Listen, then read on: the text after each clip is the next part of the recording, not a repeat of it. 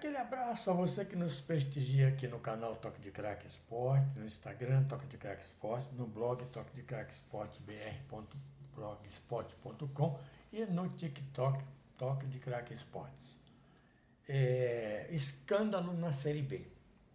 Estourou agora, estourou ontem e vai dar o que falar, vai dar problema, vai dar cadeia, vai dar processo. O que aconteceu? Na última rodada da Série B, jogaram Vila Nova 0, Sport 0. Criciúma 2, Tombense 0 e Sampaio Corrêa 2, Londrina 1. Acontece que um empresário de São Paulo, aqui, cujo nome ainda não foi citado, fez uma aposta com 3 jogadores, um de cada time, que era para eles cometerem pênaltis. E que ele daria um dinheiro a eles. Esse empresário depositou na conta de um jogador, que eu vou citar o nome, 10 mil reais. E depositaria os outros 140 para cada um após o encerramento da rodada. Qual era o intuito disso? Eliminar o Vila Nova. Só que, o que aconteceu? No jogo Vila Nova e Sport, não houve o pênalti, porque o jogador avisou ao presidente do Vila Nova antes e disse que não ia se sujeitar a isso. No jogo Criciúma e Tombense, que foi 2-0, houve um pênalti. O jogador fez o pênalti. No jogo Sampaio Corrêa 2, Londrina 1, houve um pênalti. E os jogadores envolvidos nesse caso são Romarinho, do Vila Nova, que foi quem recebeu o dinheiro para repassar, Mateuzinho, do Sampaio Corrêa, e o Joseph, do Tombense. Esses jogadores receberam cada um 10 mil reais. Iam receber mais 140. Acontece que um deles comentou e o presidente do Vila Nova, o senhor Hugo Bravo, denunciou. Não sei se foi agora, ou se foi logo depois, só sei que o Ministério Público ontem começou a tomar as providências. Qual era o objetivo do esquema? Eles fazerem pênaltis para que eliminasse o Vila Nova da competição da Série B. Só que no jogo do Vila Nova não houve pênalti. Esse apostador é de São Paulo, é um empresário famoso, que ainda não foi revelado o nome dele, depositou dinheiro e esses jogadores receberam. O Romarinho do Vila Nova recebeu 10 mil, o Mateuzinho do Sampaio Corrêa também 10 mil, o Joseph do Tombense 10 mil.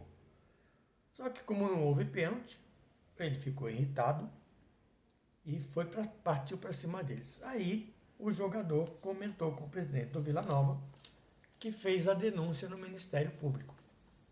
E o que vai acontecer?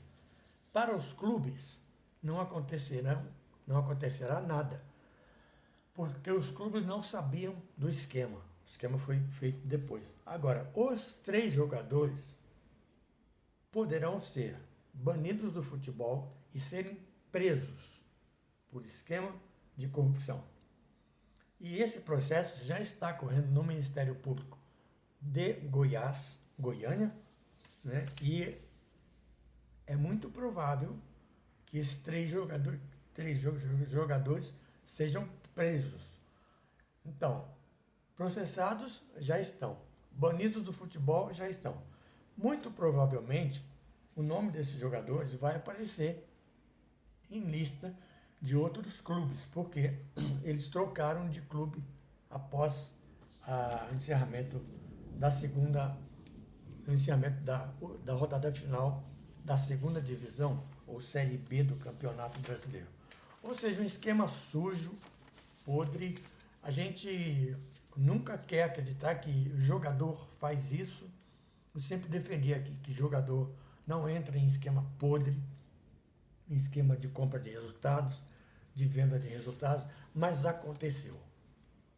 Não aconteceu coisa pior, não conseguiram derrubar os clubes que esse empresário queria, mas entraram num esquema de sujeira, de jogo sujo, de coisa de gente que não é profissional. Nem jogador de pelada faz isso. Infelizmente aconteceu. Eu sempre defendi aqui jogador de futebol, treinador que não entra em esquema. Dirigente eu não defendo muito porque eu já vi coisas e coisas. Mas acabou que esse escândalo surgiu ontem, o UOL publicou ontem, o Yahoo também publicou ontem. Não sei se a mídia grande vai falar, porque é aquela história. Tudo que eu falo aqui, a mídia grande, não que eles me copiem, mas eu fico sabendo antes. Por exemplo, eu falei anteontem do Centro de Excelência de Basquete. Ninguém sabia, ninguém sabia. A Irene me contou, a Irene é minha amiga, há muitos anos, jogadora, professora de educação física, foi campeã mundial, sul-americana, pan-americana, ela me contou, eu soltei a notícia como escrevi no blog e no Instagram. Quando foi à noite de madrugada, eu estou vendo Fernandinho Fernandes falando no Esporte Total. E disse que colheu a notícia de um site, só que não disse qual é o site. Isso não saiu em site nenhum. Saiu no meu blog, no meu canal, no meu Instagram, porque eu morei algum tempo em Nova Friburgo e sei que na época, o prefeito da época, Paulo Azevedo, saudoso Paulo Azevedo, queria transformar o ginásio Frederico Sicho num centro de excelência de basquete, como tem o futebol em Teresópolis, ali perto, e como tem o vôlei em Saquarema, ali perto também. E aí ele divulgou isso. Então, eu não sei se isso vai sair na mídia, mas a verdade é que o escândalo explodiu o escândalo na Série B do Campeonato Brasileiro e vai dar enredo. E enredo ruim para os jogadores, porque já imaginou, jogador que é pai de família na cadeia, e a pena, segundo eu conversei com um advogado, que é advogado esportivo, ontem, e ele me disse que a pena nesse caso varia de 8 meses a 10 anos de prisão. Não sei se isso vai acontecer, porque aquele árbitro antigo fez aquele esquema todo e não ficou nem preso. Só respondeu o processo em liberdade. Mas a verdade é essa, que o Vila Nova, o Sport, o Criciúma, o Tombense, o Sampaio Corrêa e o Londrina foram envolvidos num esquema de corrupção de jogadores e de um empresário famoso, que o nome dele vai ser divulgado brevemente, ainda não foi. E o presidente do Vila Nova, o Hugo Bravo, denunciou e quer que puna os responsáveis. Paz e bem.